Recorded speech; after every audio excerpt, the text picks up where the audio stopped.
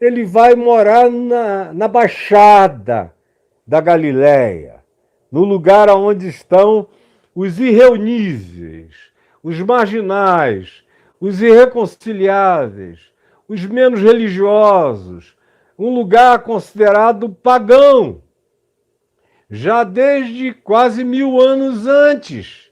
É porque é o profeta Isaías que vem a ser citado aqui, Isaías, no capítulo 9, trazido por Mateus para esse ambiente da escolha desse lugar que Jesus fez, de aonde residir.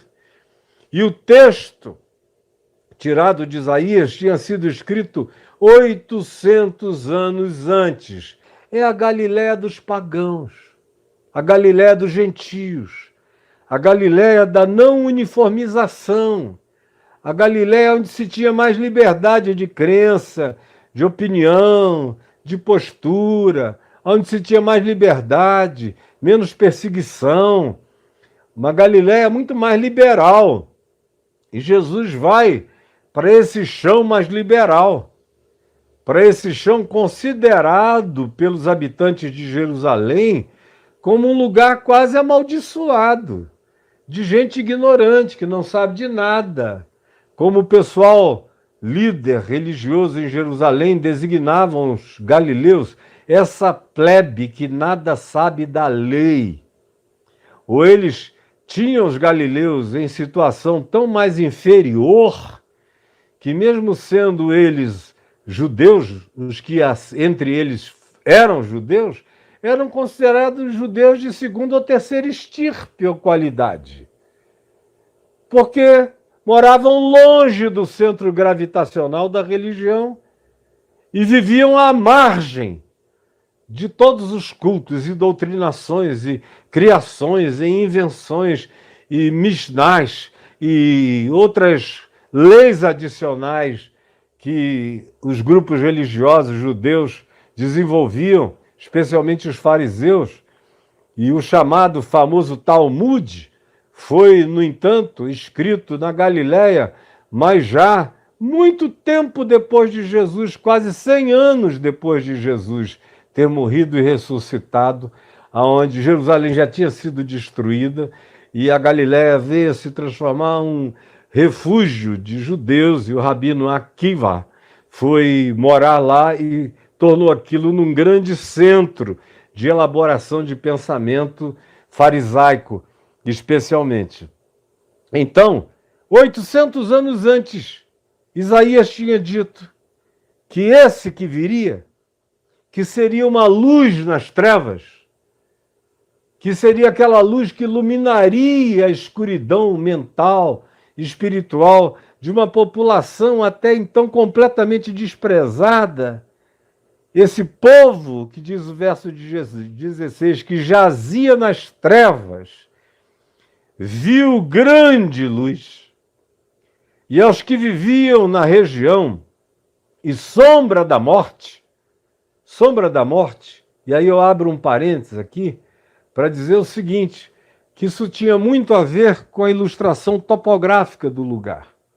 E é uma coisa que quem vai comigo a Israel sempre vê, porque eu faço as pessoas verem, porque que esse era um lugar que topograficamente era o da sombra da morte.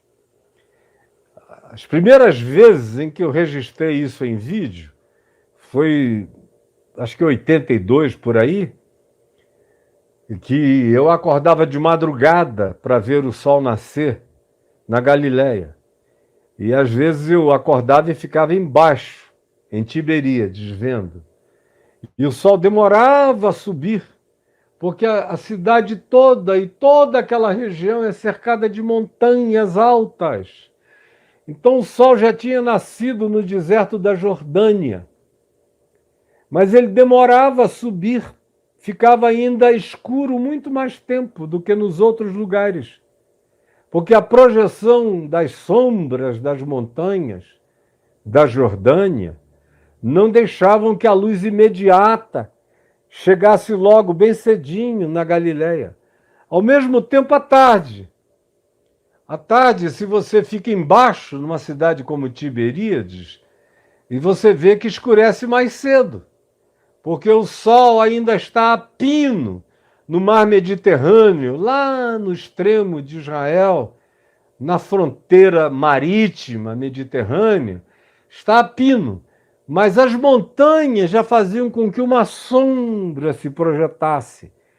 É como, por exemplo, quem vai a Copacabana e vê que o sol começa a se pôr para quem está na areia de Copacabana, aí por volta de 3h30, 4 horas da tarde, dependendo do período do ano. A projeção dos prédios faz sombra.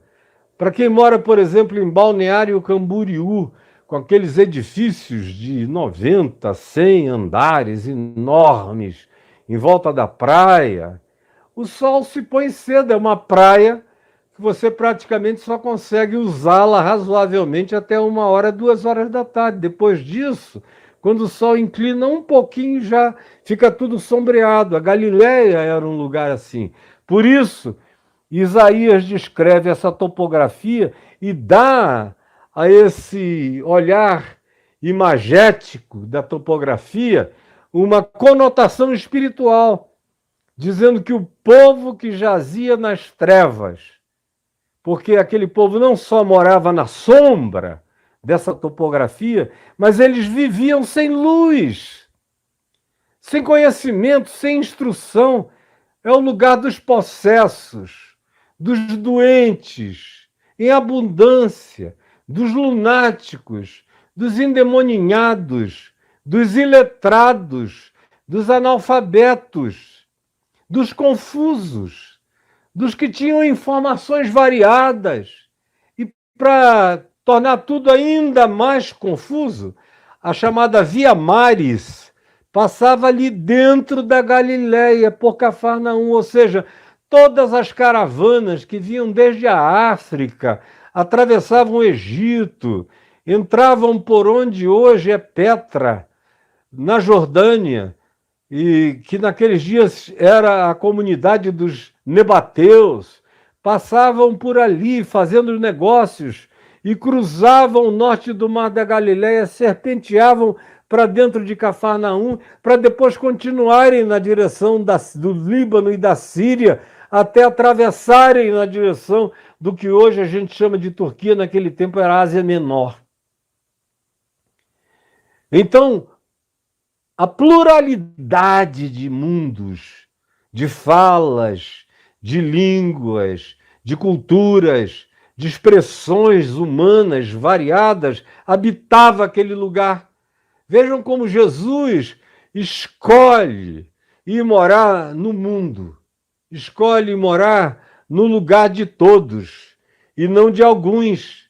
Ele não escolhe o lugar da uniformização, ele não escolhe o lugar da padronização, ele não escolhe o lugar da religião homogênica, ele escolhe o lugar de uma sociedade plural para ir morar lá nesse lugar.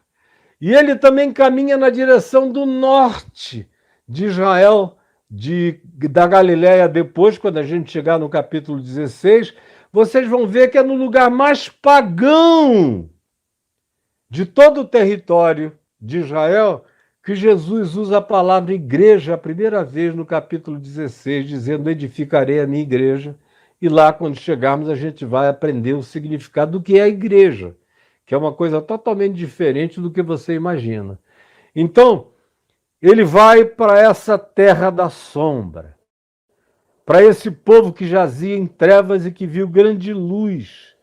Ele se enviou na direção dos que viviam na região da sombra da morte. A esses resplandeceu-lhes a luz.